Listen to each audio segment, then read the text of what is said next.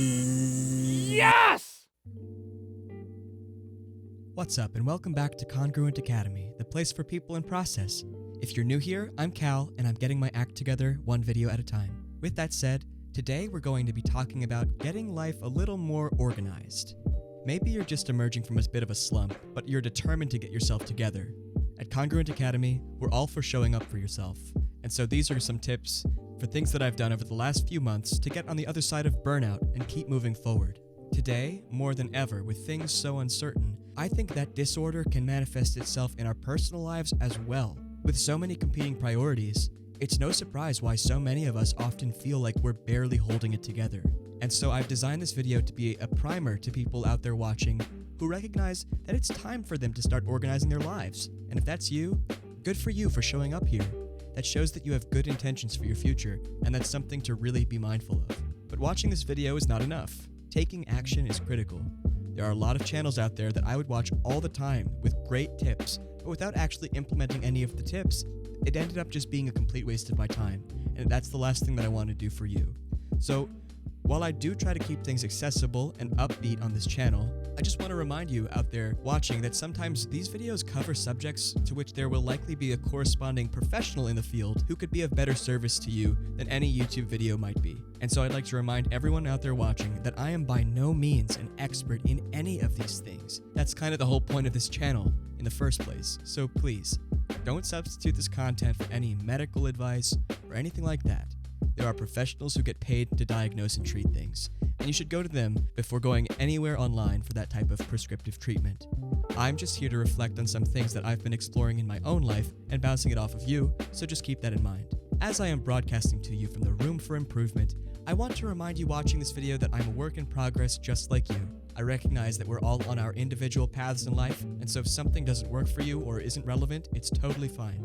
I'm just here sharing some ideas that I find helpful and meaningful, with the hopes that someone out there will resonate with them. I am not perfect. I'm working on these things as well. Now, let's get into it. Number 1, believe in yourself and write it down. The author C.S. Lewis once said, "You are never too old to set another goal or to dream a new dream." I totally agree with this. And what I love about this quote is that it reminds me that I am empowered to shape the trajectory of my life. It fills me with hope and a real drive that it can sometimes be easy to lose touch with in our day-to-day. So get out a pen and some paper and take some time to write out some of your goals. It may not be feasible to attain all of them all at once, but just getting them out of your head and onto paper is one of the most important steps to ultimately achieving your goals. For me, when I set goals, I find that I write "I want to" instead of "I will." And so I flagged that the most recent time that I sat down to set some personal goals. It was almost like I was saying "I want to" was creating some distance between myself and the desired goal. But when I used "I will," it made me feel more empowered to take action toward that goal. I'm just saying that because I want to remind you that I'm working on this right alongside you and that your words will matter. Too often in life, we are too afraid of pursuing what we want because of the responsibility, sacrifice, and uncertainty that comes with that pursuit. But in my view, it doesn't mean that the pursuit is not worth doing. Number 2, break down the goals into the day. Stop me if you've heard the story before about the person who always put that thing off until tomorrow, but never actually did the thing they were putting off. What do you think a life full of things like that feels like when all the things that you've never done accumulate? This story resonates with me because I have been that person putting things off. And in some ways, I still am, and I'm really working on that. What's helped me to start to make that transition was recognizing that if I didn't actually start working towards my goals in the day, then I would always be able to shrug off the goals and not actually get anything done. And that really started to weigh on me, and I decided to do something about it. So now I break down my larger goals into smaller actions that I can actually take on in a given day. It helps me take a little time to think about what those smaller actions would be, and obviously they're going to be different depending on what your goal is. Let's say, for example, that you had the goal of painting a work that could end up in a museum. That's a very admirable goal, but for the sake of this example, let's say that you had never painted before. It would likely be counterproductive and even a little bit arrogant to think that you could just go from not knowing how to do something to being someone respected and recognized enough to be memorialized in a museum. So instead, you'd likely get closer to your goal by breaking down your trajectory, right? In this case, that could mean signing up for a painting class, getting painting materials, painting X amount of paintings per month, as a very general example.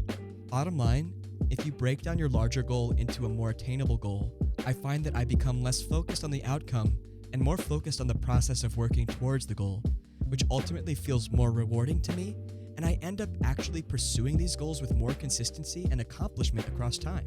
Of course, we cannot ultimately determine how things will go for us in any pursuit. Life is full of so many variables beyond our control, but one of the most important variables that we can control is how we decide to show up for ourselves every day and respond to the circumstances we find ourselves in.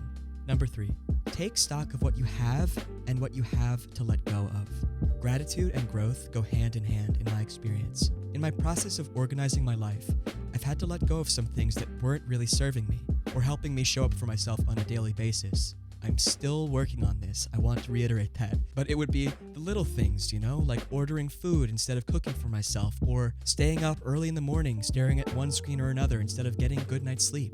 When I take the time out of my day to remind myself of the things that I do have in my life, that I'm fortunate enough to have in my life and to be grateful for, that really gets my engine running, because it makes me want to live as fully as I can with the tools that I have at my disposal. One big part of that full life is creating helpful content for you out there, watching, who may be in a similar situation to me, getting your act together.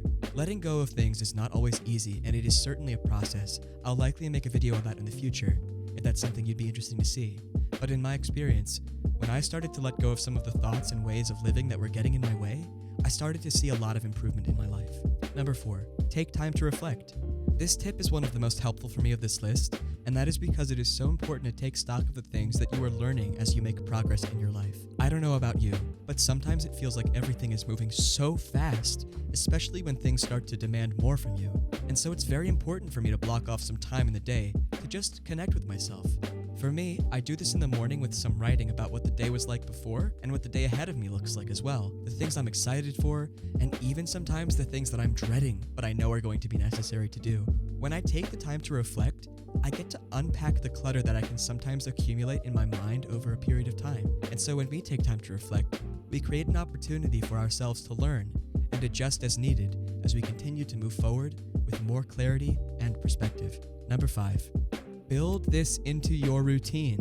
This is a process that takes time and dedication. And in my experience, the things that require time and dedication can often be the things that I want to avoid doing the most, at least before I flip the script. We are, in many ways, creatures of habit, and the more we do something and observe ourselves doing something, the more that action or series of actions gets added as a part of our lives. When it comes to organizing your life, that's a big lift. It's kind of the biggest lift if you think about it, and it's going to require a lot of time and dedication. And so the sooner those things can be habituated into your life, the less it's going to suck. Who knows, you may even start to find it enjoyable, like I'm starting to.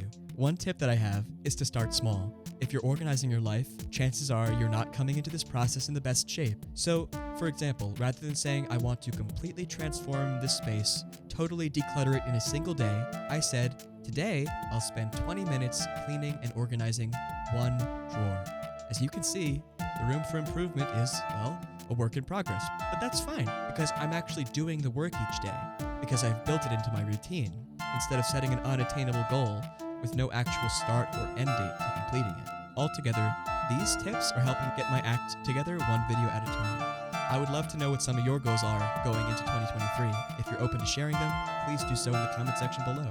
I love hearing from you. If you liked this video and you found it helpful, be sure to subscribe and leave a like. And if you haven't already, be sure to follow me on social media at Congruent Academy. Thank you so much for watching this video, and until next time, power to the people and process.